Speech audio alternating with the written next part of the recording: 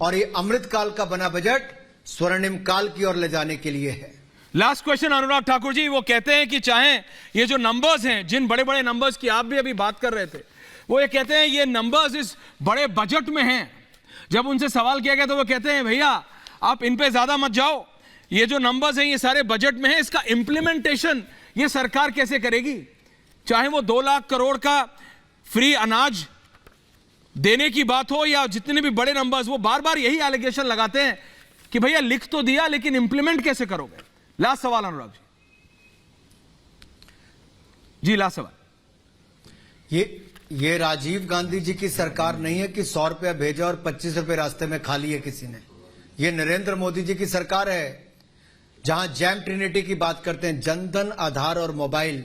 आज एक बटन दबाओ, यूपीआई भीम की ट्रांजैक्शन 782 करोड़ थी पिछले महीने की, और 12,83,000 करोड़ रुपया उसके अंतर्गत ट्रांजैक्शन हुई।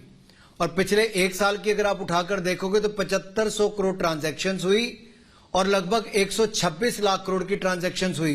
ये दुनिया भर ने माना है कि भारत ने जो डिजिटल पेमेंट्स के लिए नए कीर्तिमान स्थापित किए हैं, जो ट्रांसपेरेंसी, अकाउंटेबिलिटी यानी कि पारदर्शिता और जवाबदेही जो लाने का काम किया, जो दुनिया के अन्य देश भी नहीं कर पाए हैं। आज हम 1 रुपया आता है तो 1 रुपया वहां पे जाता है, इसीलिए आज टैक्स भी ज्यादा कलेक्शन होती है, चाहे डायरेक्ट टैक्स हो या इनडायरेक्ट टैक्स हो।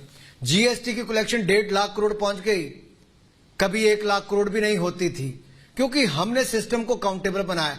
लोगों को भी लगा टैक्स देंगे तो मोदी सरकार 1-1 रुपया गरीब के कल्याण के लिए खर्च करेगी, गरीब के खाते में पैसा जाता है।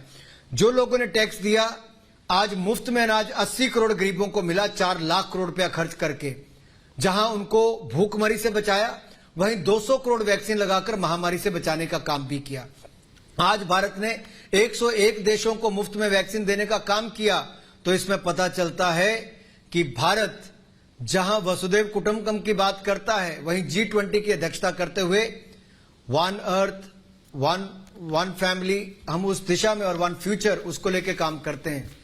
हम आज केवल कोई बजट अपनी सत्ता में आने के लिए नहीं, हम भारत को आगे बढ़ाने की सोच के साथ चलते हैं। आपने आपदा के समय भी मोदी सरकार के निर्णय देखे होंगे, डिफेंस मैन्युफैक्चरिंग या कोल एंड माइनिंग सेक्टर को खोलना, स्पेस सेक्टर को खोलना। आज तीनों में देखिए, डिफेंस में हम इंपोर्टर होते थे सबसे बड़े, आज हमने 30,000 करोड़ का एक्सपोर्ट करने का काम किया है। स्पेस सेक्टर में हमने प्राइवेट क्षेत्र में सैटेलाइट लॉन्च करने का काम कर दिया, कोल एंड माइनिंग में नई ऊंचाइयों पे पहुंचने का काम किया है। तो हम तो आपदा में भी अवसर ढूंढते हैं, और मोदी जी बजट को चुनाव के साथ जोड़कर नहीं देखते।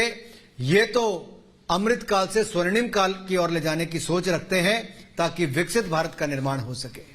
अनुराग जी, इससे पहले आपको जाने दूं बस इतना कि 2024 के इलेक्शन से पहले का ये बजट है, 9 राज्यों में उससे पहले इलेक्शन है।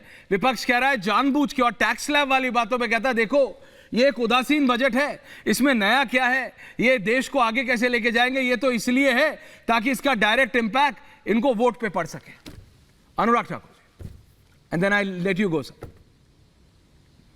देखिए, 3 साल कोविड की महामारी के कारण बहुत सारी चुनौतियां रही, लेकिन उसके बावजूद भारत को 10वें नंबर की अर्थव्यवस्था से 5वें नंबर की अर्थव्यवस्था दुनिया में बनाया। दुनिया की सबसे तेजी से बढ़ने वाली अर्थव्यवस्था आज भारत है, और इस साल भी भारत दुनिया की सबसे तेजी से बढ़ने वाली बड़ी अर्थव्यवस्थाओं में से एक होगी। तो ये तो इनको हजम होता नहीं है। दूसरा, टैक्स कलेक्शन हमारी डायरेक्ट और इनडायरेक्ट सबसे ज्यादा बड़ी है। अब ये पिछले 3 साल से राग अलाप रहे थे कि इनकम टैक्स में छूट दो, हमने 5 लाख से बढ़ाकर 7 लाख तक इनकम टैक्स की छूट दे दी। तो अब विपक्ष को यह भी हजम नहीं हो पा रहा। हमने तो जनता के हित में निर्णय लिए हैं, जनता जनार्दन सबसे ऊपर है, और हम चाहते हैं जनता का टैक्स का दिया हुआ 1-1 पैसा गरीब के कल्याण पर खर्च हो, और हमारे मध्यम वर्ग को भी इसमें छूट मिली है। तो गरीबों के कल्याण से लेकर किसान के कल्याण तक सबके लिए काम किया गया है। बिल्कुल, तो ये थे केंद्रीय मंत्री Anurag Thakur. Thank you so much for joining. You were live on Republic and Republic Bharat both, sir. Thank you so much for joining us live. बहुत बहुत धन्यवाद आपका।